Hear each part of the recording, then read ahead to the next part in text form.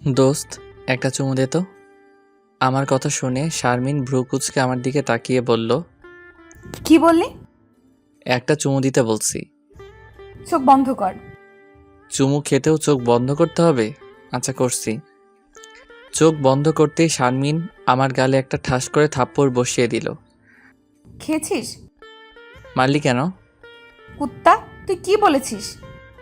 চুমু দিতে। শারমিন কিছুটা রেগে বলল, আমি তোকে চুমু দেব? আরে রেগে যাচ্ছিস কেন? আমি বলছি তোর হাতের চুইংগামটা মুখে দিতে। মানে? মানে সংক্ষেপে বলছি, চুমু দিতে মানে চুইংগাম মুখে দিতে। ও সরি রে, বুঝতে পারিনি। ইটস ওকে, চল কোথায়? ঘুরে আসি। চল। এবার পরিচয়টা দেয়া যাক। আমি জনি, আর যার সাথে এতক্ষণ কথা বললাম সে হলো আমার ফেভিকল বান্ধবী শারমিন খানম, মানে আমার বেস্টু। আমরা দুজনই এবার অনার্স দ্বিতীয় বর্ষে পড়ি। পরদিন কলেজে মাঠের কোণে আড্ডাখানায় বসে চুইংগাম চিবুচ্ছি। তখন শারমিন আমার কাছে এসে আমাকে বলল, কিরে, কি করছিস? আমাকে একটা চুমু দে তো। বলতে দেরি, অ্যাকশন নিতে দেরি নেই।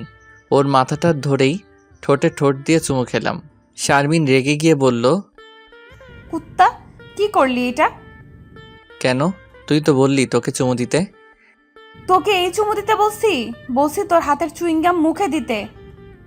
আমি একটা ইনোসেন্ট ভাব নিয়ে বললাম, ও আমি তো ভাবলাম তুই বুঝি চুমু দিতে বলছিস। আচ্ছা যা, আমার চুমু আমাকে ফিরিয়ে দে। শারমিন এবার রেগে বলল, কুত্তা, তোর চুমু তোকে ফেরত দেওয়াচ্ছি। শুরু করলো আমাকে ধাওয়া করা। আমি ছুটছি, পিছন পিছন শারমিন দৌড়াচ্ছে। কিছু দূর দৌড়িয়ে শারমিন হাঁপিয়ে গিয়ে একটা বেঞ্চে বসে জিরাতে লাগলো। আমিও পাশে গিয়ে বসলাম। দোস্ত, যাই বলিস না কেন, তোর ঠোঁটের স্বাদ কিন্তু অসাধারণ। শারমিন কিছুক্ষণ আমার চোখের দিকে তাকিয়ে থাকলো, তারপর আবার শুরু করলো ধাওয়া। এক দৌড়ানিতে কলেজ থেকে বের করলো। পাগলিটাকে ভালোই খেপিয়েছি। হা হা হা, পাগলি একটা। খুব ভালোবাসি শারমিনকে, কিন্তু বুঝতে দেই না। হয়তো বন্ধুত্ব নষ্ট করে দিতে পারে। রাত 12টার দিকে শারমিনের কাছে কল দিলাম। ঘুমিয়ে আছে মনে হয়। দুবার রিং হওয়ার পর ধরলো। ঘুম ঘুম কণ্ঠে বলল, হ্যালো। কিরে দোস্ত, কি করস? শারমিন রেগে গিয়ে বলল, হারামি, এত রাতে মানুষ কি করে? কত কিছুই তো করে, তুই কি করছিস? শালা, মুখ ফাটিয়ে দেব। এত রাতে আমার কাঁচা ঘুম নষ্ট করে বলছিস কি করি? ও সরি দোস্ত, ঘুমা তাইলে। কুত্তা, ফোন রাখবি না। আমার কাঁচা ঘুম নষ্ট করছিস, এখন সারা রাত কথা বলবি। তোরে ঘুমাতে দেব না। আমি কি তোর বয়ফ্রেন্ড নাকি যে তোর সাথে সারা রাত পিরিতির কথা বলবো? শারমিন রেগে বলল, হুম, তুই আমার বয়ফ্রেন্ড। সারা রাত কথা বল। কি বলবো, বিয়ের পর বাচ্চা কয়টা নিব? এসব আমার কিন্তু লজ্জা লাগছে।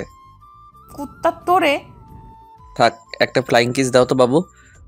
তোরে কুত্তা, তোরে সামনে পাইলে কি যে করবো। টুট টুট টুট। কলটা কেটে দিয়ে মনের সুখে একটা ঘুম দিলাম। পরদিন কলেজে গেলাম। শারমিন মিনারের সিঁড়িতে বসে আছে, ওর পাশে গিয়ে বসলাম। কি রে, কি করিস? কথা বলবি না, আমি রেগে আছি। তা মহারানীর রাগ ভাঙানোর জন্য কি করতে পারি? যা, ফুচকা নিয়ে আয়। আচ্ছা, আনতেছি। কলেজের সামনে ফুচকাওয়ালা মামা বসে, সেখান থেকে এক প্লেট ফুচকা নিয়ে গেলাম শারমিনের কাছে। নে তোর ফুচকা। শারমিন ফুচকা পেয়ে সে কি খুশি, গপাগপ খেতে লাগলো। এটা আমার সহ্য হলো না, তাই বললাম, ওইদিকে দেখতো, ওইটা রোমান না? কই? ও অন্যদিকে তাকানোর সাথে সাথে এক পিস মুখে পুরে নিলাম। না, ওটা রোমান না। প্লেটের দিকে তাকিয়ে বলল, আমার ফুচকা একটা কই? আমি কিভাবে বলবো, তুই তো মাত্র খেয়েছিস। ছি ছি শারমিন, তুই খেয়েও ভুলে যাস। চুপ হারামি, আমি দেখছি ছিল। আচ্ছা দেখতো, এটা তোর খালাতো বোন না? কোথায়? ওই যে। শারমিন তাকাতেই আরেক পিস মুখে ঢুকিয়ে নিলাম, কিন্তু গিলতে পারলাম না। তার আগে ও ফিরে আমার দিকে তাকালো। আমার মুখের দিকে চোখ বড় বড় করে তাকিয়ে রইল। আমি ফুচকা মুখে রেখে বললাম, আমি না। কুত্তা, তোর একদিন কি আমার একদিন। এই বলে শুরু করলো ধাওয়া কর। আমি দৌড়াচ্ছি, ও পিছন পিছন দৌড়াচ্ছে। মিনারের নিচের সিঁড়িতে এসে শারমিন পা মোচকে পড়ে যেতে ধরলে আমি ধরার জন্য আগাই, আর সাথে সাথে যা হবার তাই হলো। ও আমাকে নিয়ে পড়লো, আমার বুকে ভাগ্যের কি লীলা খেলা। শারমিনের ঠোঁটগুলো আমার ঠোঁটের ভিতর ঢুকে গেল। সুযোগ কি আর বারবার আসে? তাই ঠোঁট দিয়ে ওর ঠোঁট জোড়া চুমুক দিয়ে ধরলাম। বেশ কিছুক্ষণ পরও নিজেই ছাড়িয়ে নিয়ে আমার বুক থেকে পাশে সরল। আমি উঠে দাঁড়ালাম।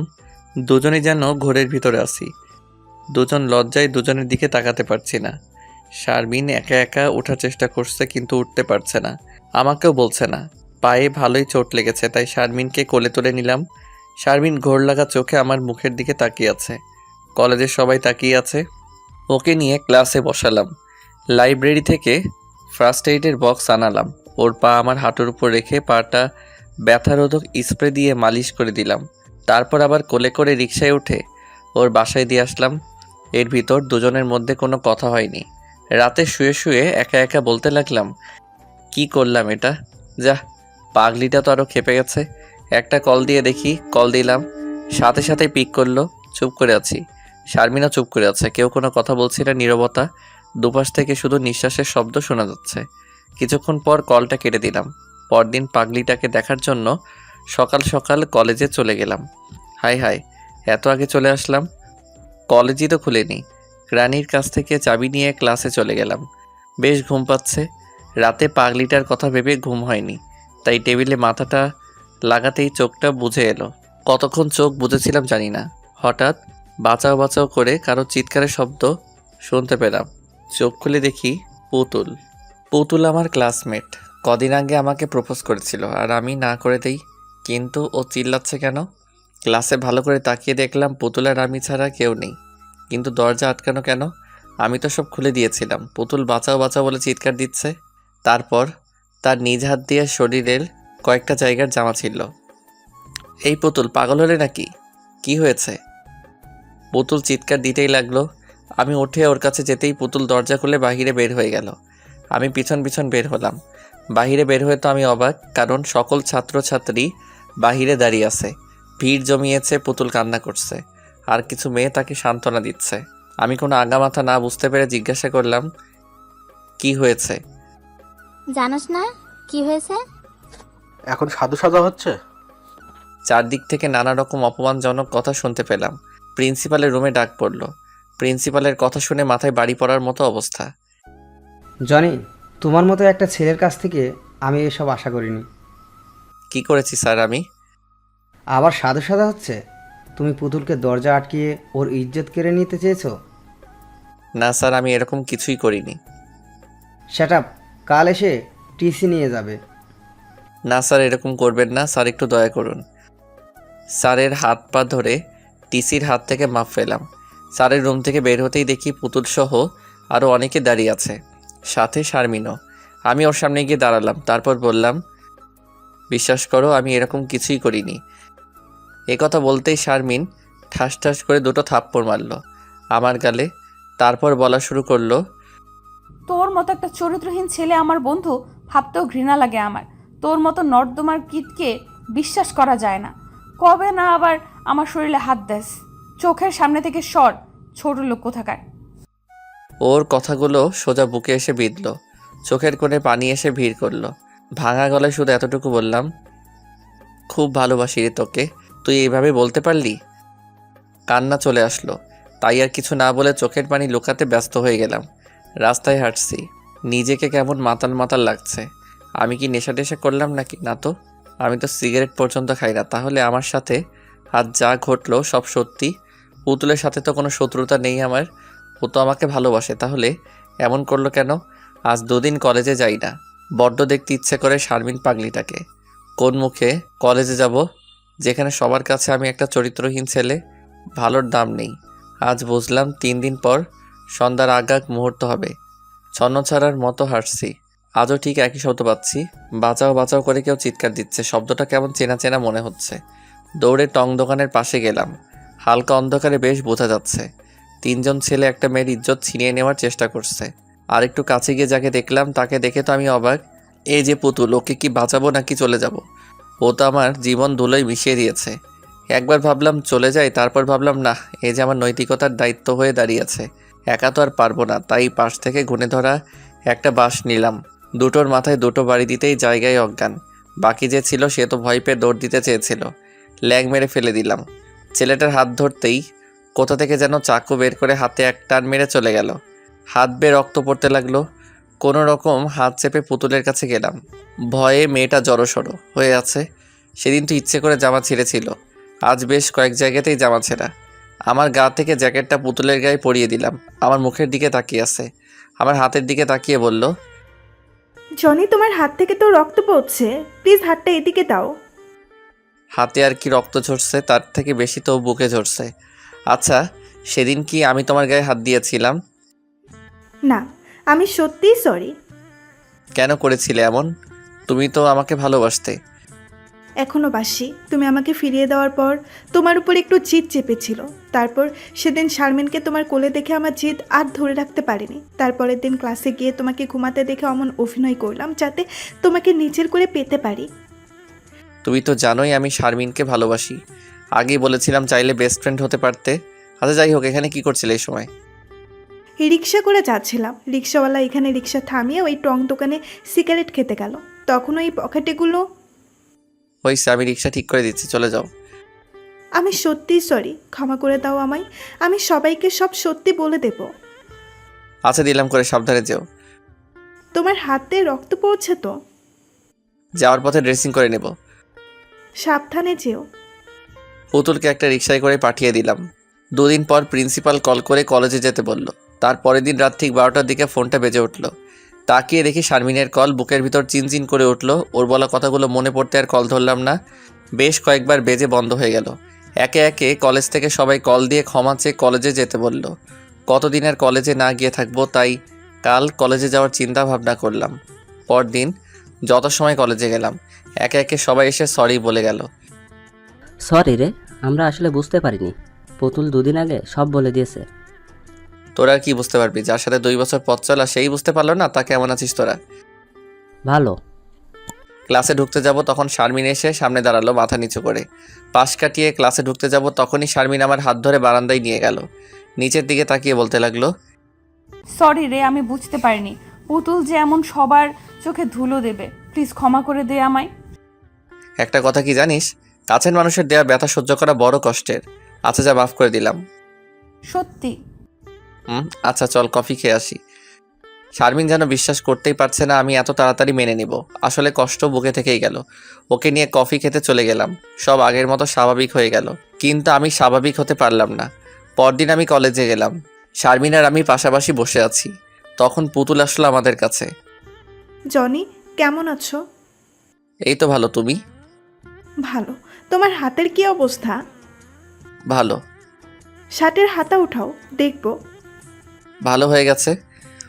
পুতুল নিজ হাত দিয়ে সাথে হাতটা উঠিয়ে দেখতে লাগলো। শারমিন চোখ বড় বড় করে দেখছে কি হচ্ছে। বেশ খানিকটা কেটে গেছে, এখনো তো শুকায়নি। চলো কফি খেয়ে আসি। না, পরে এক সময় খাবো। কোনো না শুনছি না। তুমি কিন্তু বলেছো বন্ধু হতে, এখন বন্ধুর কথা শোনো আর চলো। শারমিন চলো। না, তুই যা। কথাটা দাঁতে দাঁত চেপে বলল। পুতুল আমার হাত টেনে নিয়ে গেল। কি আজব দুনিয়া! 2 দিন আগে পুতুল আমার সাথে কি করলো, আর এখন একসাথে কফি খেতে ক্যান্টিনে যাচ্ছি। ক্যান্টিন থেকে ফিরে এসে দেখি শারমিন আগের জায়গাতেই বসে আছে। কিছুটা রাগের আভা ওর মুখে ফুটে আছে। ধপাস করে গিয়ে বসলাম। তোর হাত কাটা, এটা ও জানলো কেমনে আর আমাকে বলিসনি কেন? পরে বলবো নে। ও তোর সাথে এত কিছু করলো, তারপরও তুই ওর সাথে গেলি? তুইও তো কম কিছু করলি না। শারমিন মুখটা কালো করে ফেললো। আচ্ছা সেসব কথা বাদ দে, সাথে গেলি না কেন? সেটা আমার ব্যাপার। তাও কথা। এ কথা বলতেই শারমিন আমার মুখের দিকে তাকালো। তারপর 2 দিন পর রাত তখন 12টা। শারমিন কল দিল। ঘুমিয়েছিলাম তাই 3বারে কল ধরলাম। হ্যাঁ বলো। কি করছিস? ঘুমিয়ে আছি। ও, কিছু বলবি? বললে বল, আমি ঘুমাবো। কেন? কোনো কারণ ছাড়া কি তোর সাথে কথা বলতে পারি না? আমার মতো চরিত্রহীন ছেলের সাথে এত রাতে কি বলবি? বাজে কিছু বলে ফেলতে পারি। শারমিন কিছুক্ষণ চুপ করে থেকে বলল, তুই যেন কেমন হয়ে গেছিস আগের থেকে। ছোট লোক হয়ে গেছে তাই তো? জনি? আচ্ছা বাদ দে সব কথা, কাল কলেজে কথা হবে। কিছুক্ষণ দুজনে নীরবতা চললো। শারমিন নাক টানছে, বুঝি না কাতার কি হলো। শারমিন ঘুমা। কলটা কেটে দিয়ে ঘুমানোর চেষ্টা করলাম। পরদিন কলেজে গিয়ে দেখি শারমিন মুখটা মলিন করে বসে আছে। চোখটা কিছুটা লাল, মনে হয় রাতে ঘুমায়নি। ওর পাশে গিয়ে বসলাম।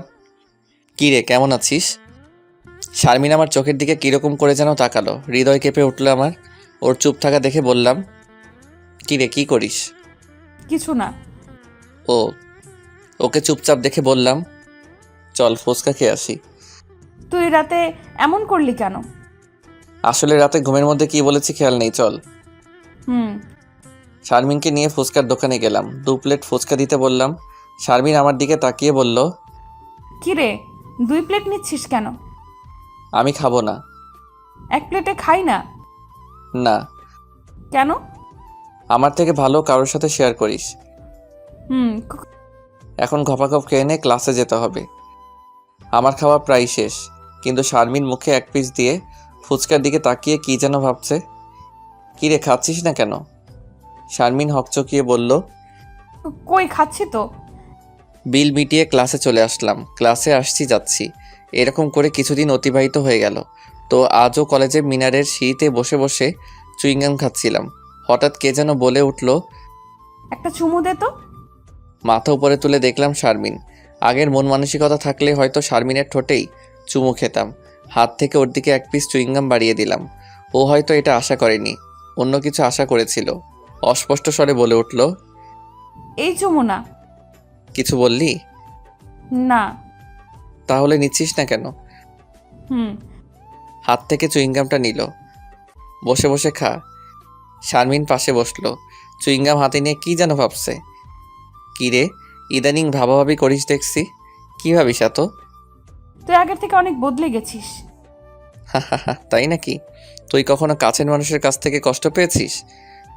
না, তবে এখন পাচ্ছি।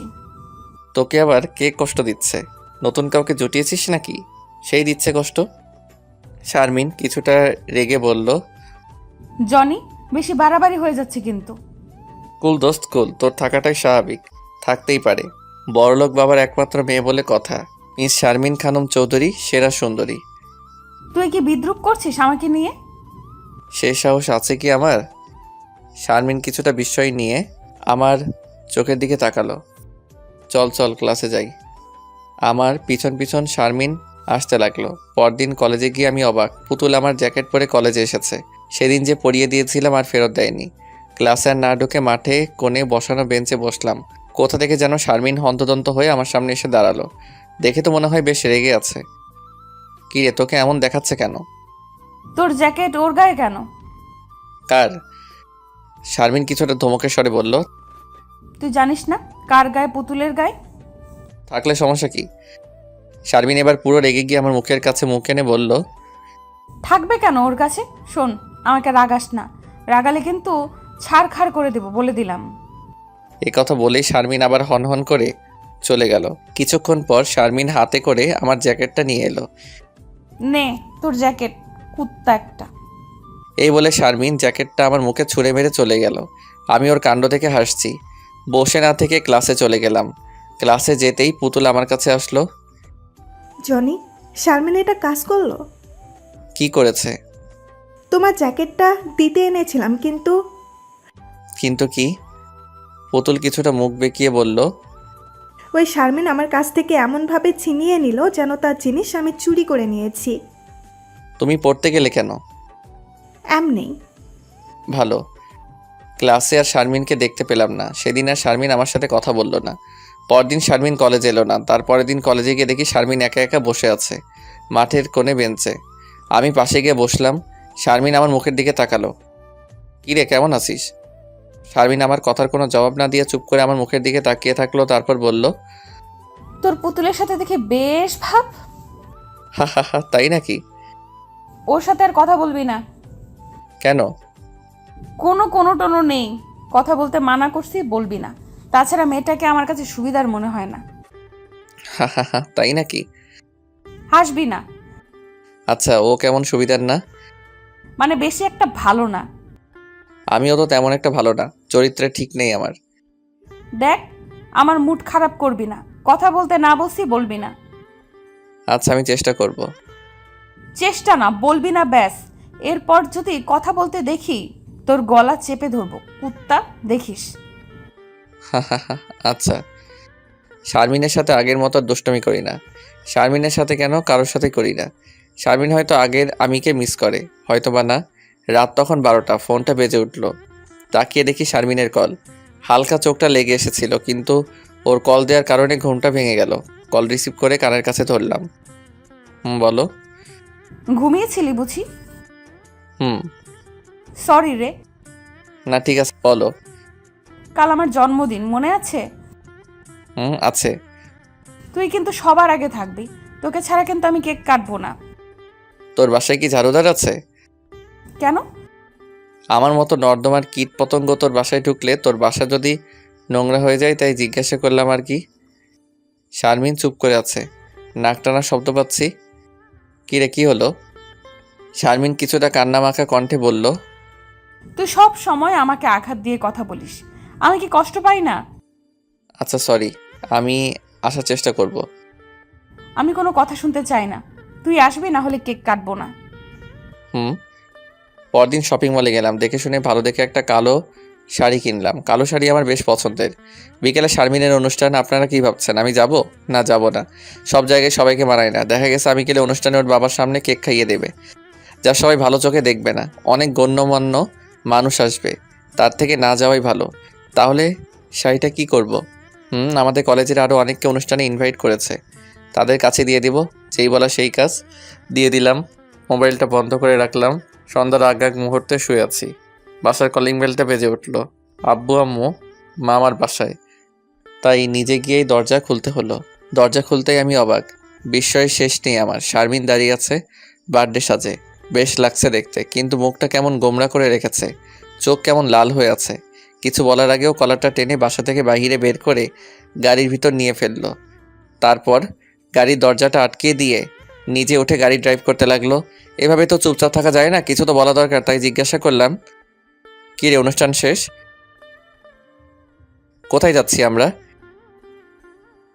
শারমিন কোনো কথা বলছে না, এক ধ্যানে গাড়ি ড্রাইভ করছে। আমি যে কিছু বলছি তা শারমিনের কানেই যাচ্ছে না। কিছুক্ষণ পর একটা বিশাল লাইটিং করা বাসার সামনে এসে গাড়ি থামালে আমার চিনতে কোনো অসুবিধা হলো না যে এটা শারমিনের বাসা।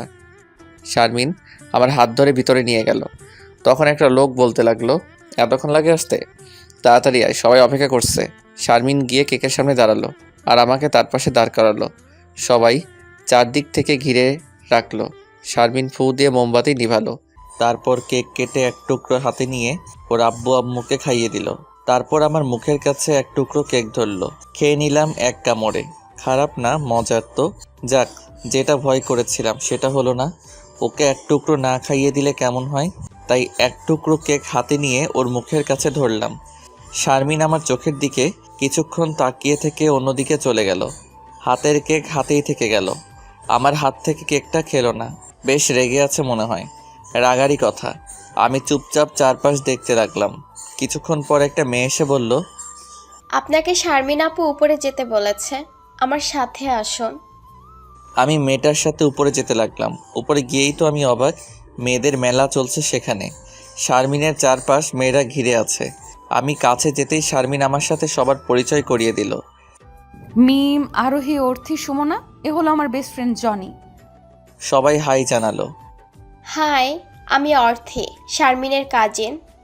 হ্যালো। আপনি কত লাকি ছেলে, আপনার জন্য সবাইকে 2 ঘন্টা বসিয়ে রাখলো বার্থডে অনুষ্ঠানে। আপনার জন্য অনুষ্ঠান বন্ধ করে দিতে চেয়েছিল। তা শারমিন, উনি তোর বেস্ট ফ্রেন্ড নাকি অন্য কিছু? শারমিন কিছুটা লজ্জা পেয়ে বলল, মারবো একটা, যা খাবার সাজা, ও খাবে এখন।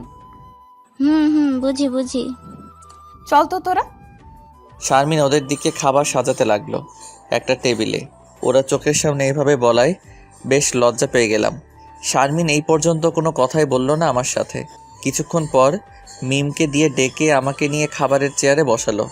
বেশ অবাক হই, কার সাথে আসলাম সেই কথা বলছে না। বেশ চাপা অভিমান আমার উপর জন্মিয়েছে। আমি একা বসেছি টেবিলে। এখানে হয়তো আমার জন্য স্পেশালভাবে সাজিয়েছে টেবিলটা। খাবার দেখে আমি বেশ অবাক হয়ে গেলাম। এত খাবার, পুরো টেবিলে খাবার দিয়ে ভরা। আমার চারপাশে মিমসহ ওর কাজিনরা দাঁড়িয়ে আছে। একা খাবো কেমন দেখায়, তাই ওদেরও সাধলাম। আমি একা খাবো কেমন দেখায়, তোমরাও বসো। সবাই একসাথে বলল, না না ভাইয়া, আপনি খান, আমরা সব সার্ভ করব। এবার শারমিনের দিকে তাকিয়ে বললাম, তুই বস, একসাথে খাই আমরা। শারমিন কিছু বলল না। আমার প্লেট টেনে খাবার বাড়তে লাগলো। তখন ওর কাজিনরা বলল, শারমিন আপু, তোমার হিরো বসে একা খাচ্ছে আর তুমি দাঁড়িয়ে থাকবে? বসে পড়ো, বসো বসো, সার্ভ করার জন্য আমরা আছি। শারমিনের ঠোঁটের কোণে হালকা হাসি ফুটে উঠল। পরক্ষণে তা আবার মিলিয়ে গিয়ে রাগী রূপ ধারণ করলো। শারমিন আমার পাশের চেয়ারটা টেনে বসলো। আমার প্লেটে শারমিন খাবার বেড়ে দিতে লাগলো। সব ডাবল ডাবল করে দিচ্ছে, মনে হচ্ছে জিদ করে দিচ্ছে। এই কি করছিস, এত খাবার খাওয়া যায়? এ কথা বলে যেন আরও ভুল করে ফেলেছি। শারমিন আমার দিকে রাগী চোখে তাকিয়ে পেয়ালার খাবার সব প্লেটে ঢেলে দিল। পাশ থেকে ওর কাজিনরা তা দেখে হাসতে লাগলো। এত খাবার খেলে তো আর এখান থেকে উঠতে পারবো না। পাশ থেকে অর্থী বলল, সমস্যা নেই, আমরা আছি তো, আপনাকে কোলে করে নিয়ে যাব বেডরুমে। শারমিন অর্থীর দিকে দাঁত কটমট করে তাকালো। আরে ইয়ার, রেগে যাচ্ছিস কেন? আমি তো ফাজলামো করেছি। শারমিন আবার খাবার দিকে কিছুক্ষণ তাকিয়ে ওর কাজিনদের দিকে তাকিয়ে বলল, দেখ তো আর কি কি খাবার আছে, নিয়ে আয়। এই না না, আর খেতে পারবো না। শারমিন জোর করে তারপরেও আরও খাবার দিল। ওর রাগী ভাব দেখে আবার খাবারগুলো খেতে হলো। খাওয়া শেষ করে আর চেয়ার থেকে ওঠার শক্তি পেলাম না।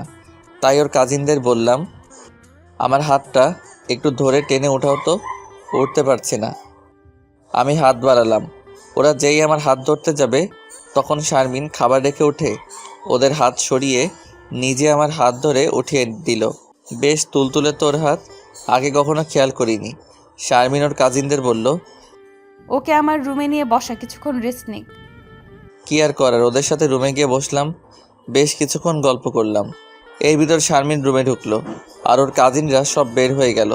ভাবলাম এবার হয়তো ভালো মন্দ দুই একটু কথা বলবে, কিন্তু না, সেরকম কিছুই বলল না। ওর ড্রয়ার খুলে কি যেন করতে করতে রাগী কণ্ঠে বলল, যা বাবার সাথে দেখা করে আয়। আমার শাড়িটা দেখেছিলি কেমন হলো? শারমিন শাড়িটা ধরে খাটে ছুঁড়ে মারলো। আমি আর কিছু না বলে ওর বাবার সাথে দেখা করার জন্য নিচে যেতে লাগলাম।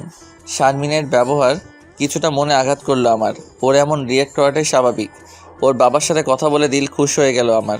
বেশ ভালো লোক, বিজনেসের কাজে সবসময় বাইরে থাকে। ওনার সাথেই প্রথম দেখা হলো। আনমনে বসে বসে ভাবছি, শারমিনের কি আমার দেওয়া শাড়িটা পছন্দ হয়নি? হবে হয়তো, অতটা দামি না শাড়িটা, তবে বেশ খুঁজে পছন্দ করে কিনেছি। রাত হলো অনেক, আর থাকা যাবে না, বাসা খালি। তাই শারমিনকে বলার জন্য উঠতেই দেখি ও সামনে। কখন আসলো কে জানে। ভাবনা চিন্তা করতে করতে কোনো খেয়ালই ছিল না। আমি উঠে শারমিনের কাছে গেলাম। রাত তো অনেক হলো, আমি চলে যাই। শারমিন কিছুই বলল না, তাই আবারও বললাম, চলে যাই আমি। শারমিন এবারও কিছু বলল না, তাই বললাম, জানি চরিত্রহীন আমি, খারাপ ছেলে, তাই বলে কথা বলবি না আমার সাথে? এ কথা বলতেই ও যেটা করলো তা কখনো কল্পনাও করিনি আমি। শারমিন আমার মাথার চুল দুহাত দিয়ে খামচি মেরে ধরে মাথাটা টেনে ওর মুখের কাছে এনে ঠোঁটের সাথে ঠোঁট মিলিয়ে দিল। খুব রেগেছিল আমার উপর। ওর চুমুতেই বেশ বোঝা যাচ্ছে চুলগুলো আরও জোরে খামচি মেরে ধরে ঠোঁটে চুমুক দিয়ে ধরেছে। ওর কাজিনরা দেখে অবাক হয়ে হা করে মুখে হাত দিয়ে থাকলো। শারমিন কিছুক্ষণ পর একটা ধাক্কা দিয়ে সরিয়ে দিয়ে কাঁদতে কাঁদতে দৌড়ে উপরে চলে গেল। আমি ধাক্কা সামলাতে না পেরে সোফাতে পড়ে গেলাম। কি হলো এতক্ষণ, মাথায় তো নষ্ট করে দিল। ওর কাজিনরা এসে বলল, বেশ রোমান্টিক তো আপনারা। তোমরা যা ভাবছো আসলে তা না। দেখলাম তো, একজন আরেকজনের ঠোঁটের উষ্ণ ছোঁয়া নিচ্ছেন। যান, বাইরে আপুদের গাড়ি আছে, এগিয়ে দিয়ে আসবে। আমি আর কিছু না বলে বাহিরে চলে আসলাম। কান্না করার কথা আমার, সে জায়গায় কান্না করছে ও। বাহিরে এসে ছাদের দিকে তাকাতে দেখলাম শারমিন ছলছল চোখে তাকিয়ে আছে আমার দিকে। আমি গাড়িতে গিয়ে বসলাম। গাড়ির কাছ নামিয়ে আবার তাকালাম ছাদের দিকে। এখনও তাকিয়ে আছে আমার দিকে। চোখের পানি চিকচিক করছে শারমিনের গালে। আমার চলে যাওয়ার দিকে তাকিয়ে আছে। বাসায় এসে শুয়ে পড়লাম। সকালে মামা বাসা থেকে বাবাকে ফোন দিয়ে বলল, জনি, তোর আম্মু এখানে এসে অসুস্থ হয়ে পড়েছে। বলো কি, কিভাবে? জানি না, বারবার তোকে আসতে বলতেছে। আচ্ছা, আমি আজ বিকালে আসছি। আচ্ছা, চলে আসিস। শারমিনকে জানানো দরকার, বিকালে চলে যাব। তাই শারমিনের ফোনে কল দিলাম, ফোন বন্ধ বলছে। বেশ কয়েকবার কল দিলাম কিন্তু ফোন বন্ধ বলছে। আমার উপর রাগ করে ফোন বন্ধ করে রেখেছে।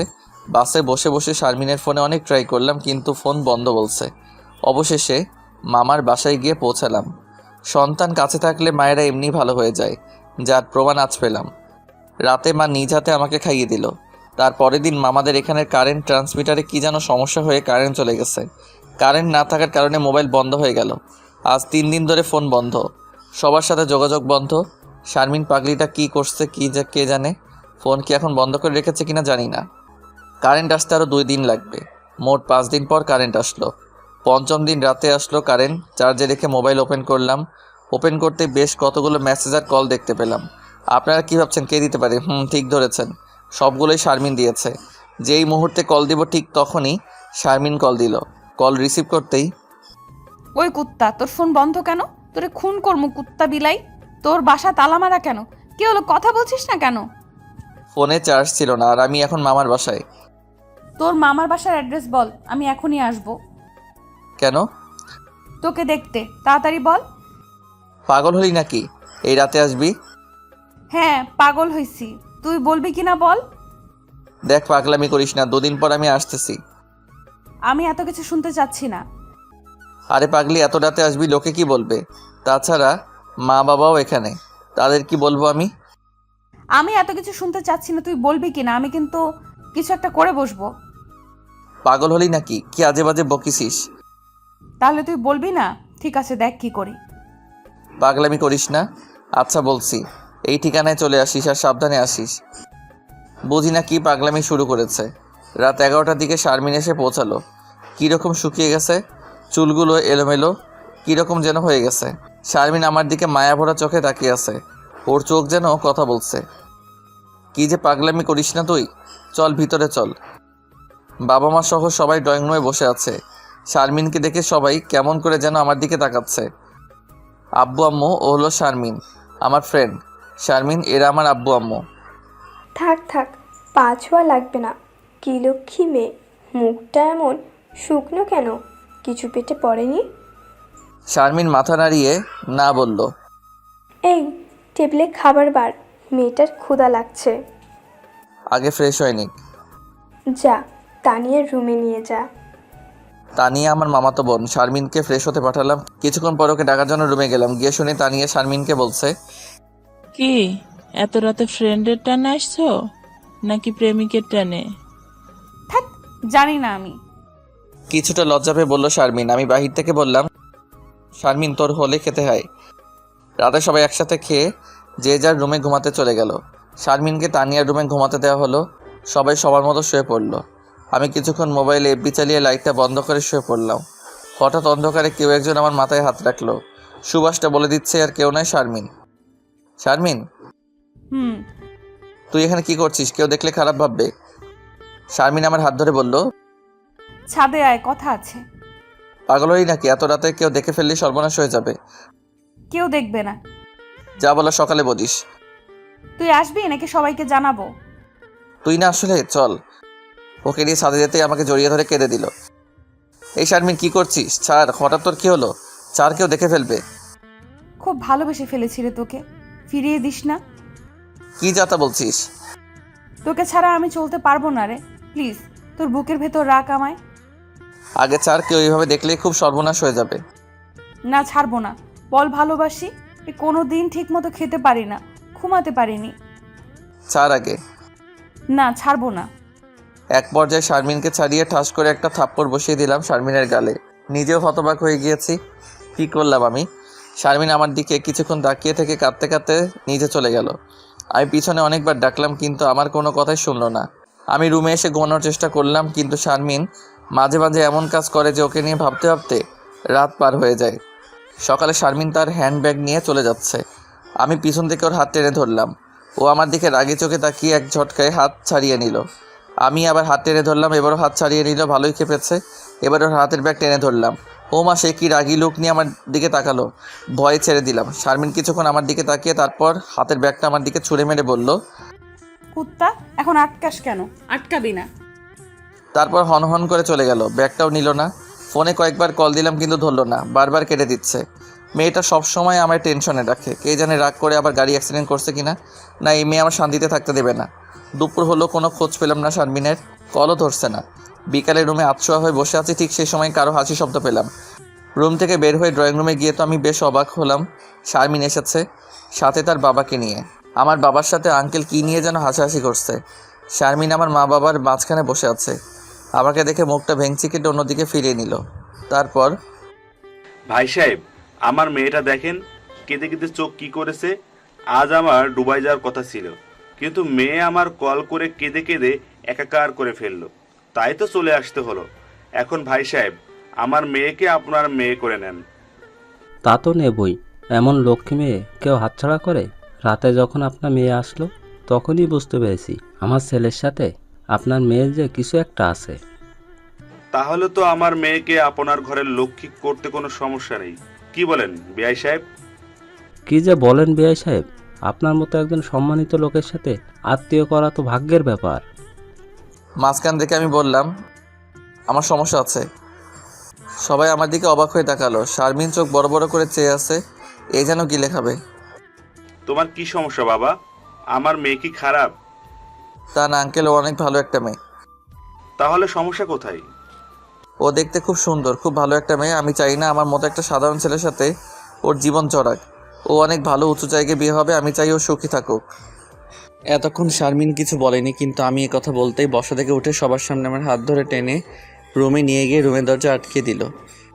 এ কি করছিস? দেখ, উল্টাপাল্টা কিছু করবি না, বাহিরে সবাই আছে।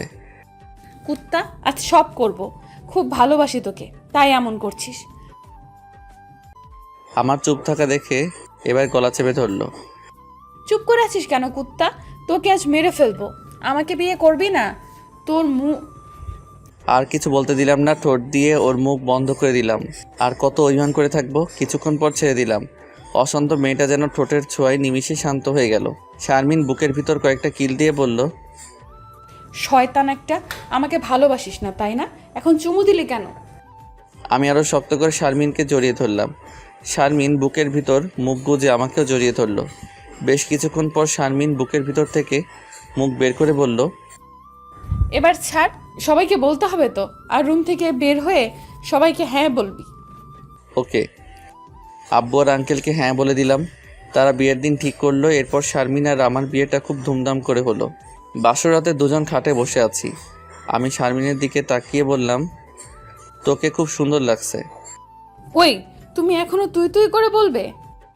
আচ্ছা সরি, তা তুমি আমার মতো কীট পতঙ্গের সাথে নিজেকে জড়ালে কেন? এ কথা বলতেই শারমিন আমাকে ধাক্কা মেরে ফেলে দিয়ে বুকের উপর চেপে বসলো। কি বললি তুই? আবার এসব? আজ তোকে এমন শাস্তি দিব, জীবনেও আর এসব কথা মুখে আনবি না। সরি ভু। আর বলতে দিল না, ঠোঁটের উপর হামলা করা শুরু করে দিল। এই যে রোমান্টিক আক্রমণ, এরকম আক্রমণের শিকার আমি রোজ হতে চাই। এই যুদ্ধে কোনো হার জিত নেই, আছে শুধু ভালোবাসা।